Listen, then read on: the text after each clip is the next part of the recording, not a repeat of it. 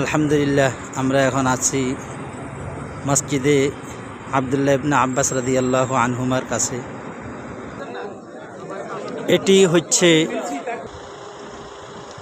মসজিদে আবদুল্লাহ ইবনে আব্বাস রাদিয়াল্লাহু আনহুমা। অনেক সুন্দর এবং ভিতরে অনেক বড়, দেখতে অনেক সুন্দর একটি মসজিদ। মসজিদের ভিতরের দৃশ্য অনেক সুন্দর। আমরা জানতে পারলাম এই মসজিদের সাথে যে কবরস্থান আছে, এখানে নাকি হযরত আবদুল্লাহ ইবনে আব্বাস রাদিয়াল্লাহু আনহুমার মাকবারা রয়েছে। তাকে নাকি মৃত্যুর পর এখানে দাফন করা হয়েছে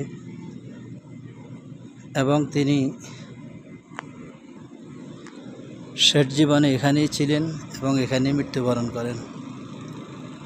মসজিদটি অনেক বড়, দেখতে অনেক সুন্দর। আমি